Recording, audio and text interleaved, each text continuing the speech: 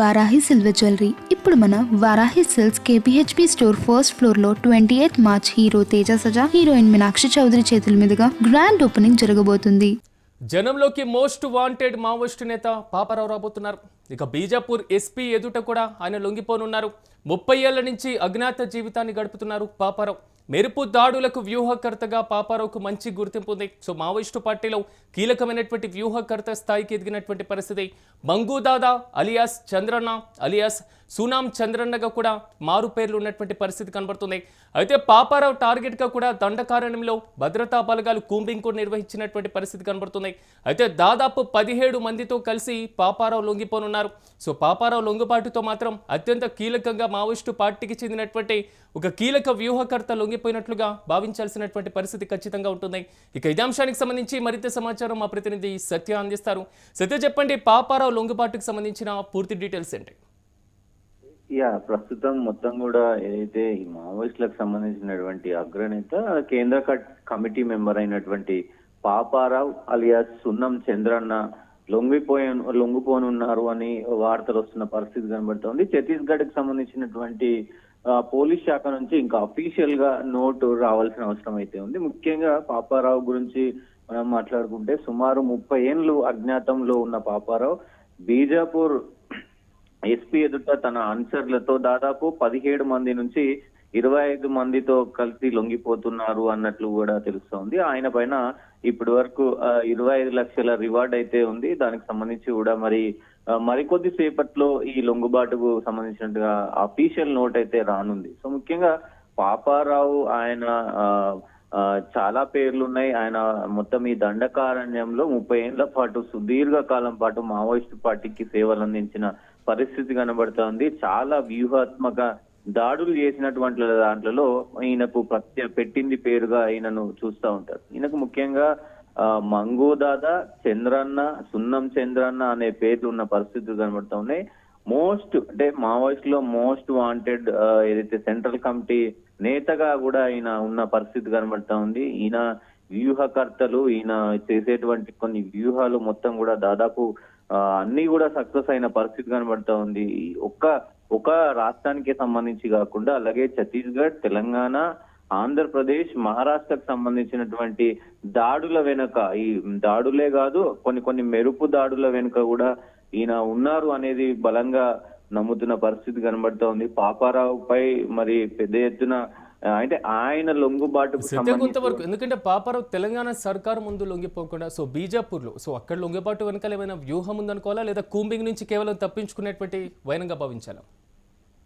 Definite గా మొన్నటి నుంచి కూడా దాదాపు ఈ నారాయణపూర్, సుక్మా జిల్లా నారాయణపూర్ మొత్తం కూడా పెద్ద ఎత్తున నలువైపుల నుంచి కూడా, అంటే గతంలో ఎన్నడూ లేని విధంగా నలువైపుల నుంచి కూడా పోలీసు బృందాలు మొత్తం కూడా సిఆర్పిఎఫ్ కావచ్చు, పాలా మిలిటరీ బృందాలు కావచ్చు, అక్కడ ఉన్నటువంటి లోకల్ ఛత్తీస్గఢ్ కోబ్రా బృందాలు కావచ్చు, మొత్తం కూడా ఏదైతే ఈ దండకారణ్య అడవి ఉందో ఆ దండకారణ్య అడవికి మొత్తం కూడా నలువైపుల నుంచి కూడా ఇంచు చెక్ చేసుకుంటూ ముందుకు వెళ్తున్న పరిస్థితి కనబడుతూ ఉంది. ముఖ్యంగా అక్కడ పోలీసులకు చిక్కినట్టు కూడా సమాచారం వస్తున్న పరిస్థితి కనబడుతూ ఉంది.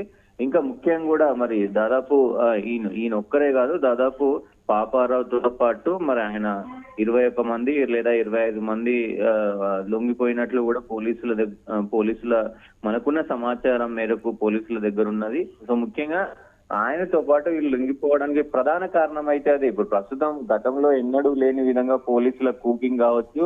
సో ఇంచు కూడా అంటే నలువైపుల నుంచి ఎటు తప్పించుకోకుండా నలువైపుల నుంచి కూడా మొత్తం చుట్టుముట్టారు.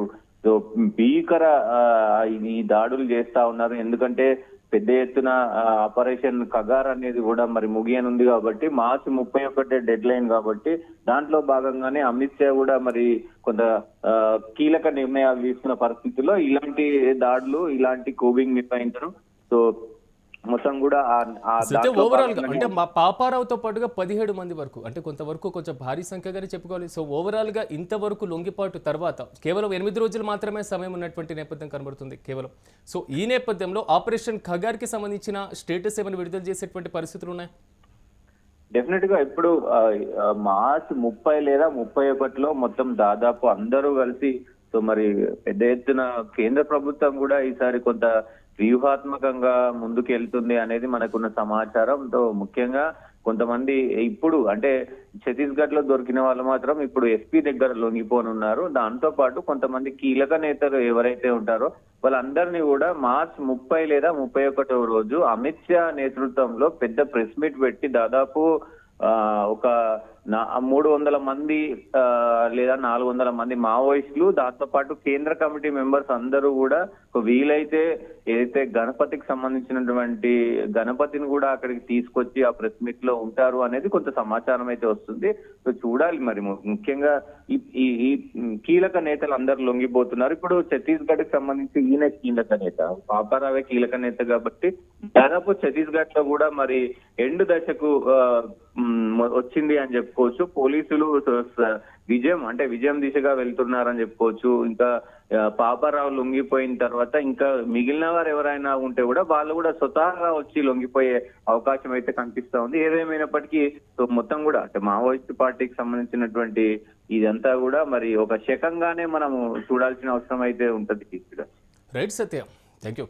మొత్తం మీద జనంలోకి పూర్తి స్థాయిలో మోస్ట్ వాంటెడ్ మావోయిస్టు నేత పాపారావు రాబోతున్నారు. బీజాపూర్ ఎస్పీ ఎదుట ఆయన లొంగిపోనున్నారు. సో 30 ఏళ్ల నుంచి అజ్ఞాత జీవితాన్ని గడిపారు పాపారావు. మెరుపు దాడులకు వ్యూహకర్తగా పాపారావుకు మంచి గుర్తింపు ఉన్నటువంటి పరిస్థితి. ప్రధానంగా మంగుదాదా అలియాస్ చంద్రన్న, అలియాస్ సూనాం చంద్రన్న అనేటువంటి మారు పేర్లు కూడా పాపారావు కలిగి ఉన్నటువంటి పరిస్థితి. సో పాపారావు టార్గెట్గా కూడా దండకార్యంలో భద్రతా బలగాలు కూడా కూంబింగ్ చేపట్టాయి. సో దాదాపు పాపారావుతో కలిపి 17 మంది పూర్తి స్థాయిలో సో పోలీసుల ముందు లొంగిపోనున్నారు. ఆపరేషన్ ఖగార్కు కేవలం వారం రోజులు మాత్రమే వ్యవధి ఉన్నటువంటి నేపథ్యంలో సో కేంద్ర ప్రభుత్వం మాత్రం దండకారణ్యంలో పూర్తి స్థాయిలో కూంబింగ్ ఆపరేషన్ కూడా చేపడుతున్నటువంటి పరిస్థితులు కనబడుతున్నాయి. ఇంకా లొంగిపోని మావోయిస్టులు ఎవరైతే ఉన్నారో, ఇంకా అటవీ ప్రాంతంలో ఉన్నటువంటి మావోయిస్టులు పూర్తి స్థాయిలో వాళ్ళే టార్గెట్గా ముందుకు వెళ్తున్నటువంటి పరిస్థితులు కనబడుతున్నాయి. కొన్ని చోట్ల ఎదురు కాల్పులు చోటు చేసుకుంటున్నాయి, మరికొన్ని చోట్ల సో పూర్తి స్థాయిలో మావోయిస్టులే వచ్చి లొంగిపోతున్నటువంటి పరిస్థితి కనబడుతుంది. ఈ నేపథ్యంలో పాపారావు లొంగిపాటు మాత్రం కొంతవరకు మావోయిస్టు పార్టీకి ఒక కీలకమైనటువంటి నేతగా, మరి ముఖ్యంగా మెరుపు దాడుల్లో సో ప్రసిద్ధి చెందినటువంటి నేత లొంగిపాటు మాత్రం కొంతవరకు ఎదురు దెబ్బగానే చెప్పుకోవాలి. సో పాపారావు మాత్రం ఓవరాల్గా సో బీజాపూర్ ఎస్పీ ముందు లొంగిపోతున్నారు. సో ఈ 8 రోజుల తర్వాత అంటే ఈ వారం రోజుల తర్వాత పూర్తి స్థాయిలో మాత్రం సో ఆపరేషన్ ఖగార్కి సంబంధించి కేంద్ర ప్రభుత్వం కీలకమైనటువంటి ప్రకటన చేసేటువంటి అవకాశాలు అయితే చాలా స్పష్టంగా కనబడుతున్నాయి. ఎందుకంటే పూర్తి స్థాయిలో డెడ్ లైన్ పెట్టుకున్నటువంటి నేపథ్యంలో సో వరుసగా లొంగుబాట్లను కూడా కేంద్ర ప్రభుత్వాలు, రాష్ట్ర ప్రభుత్వాలు ఆహ్వానిస్తున్నటువంటి పరిస్థితి, స్వాగతిస్తున్నటువంటి పరిస్థితి. లొంగిపోనటువంటి నేతలపైన మార్చి 30 లేదా 31 తర్వాత ఎలాంటి నిర్ణయం తీసుకోబోతున్నారు అనే దానిపైన మాత్రం ఉత్కంఠ కొనసాగుతుంది.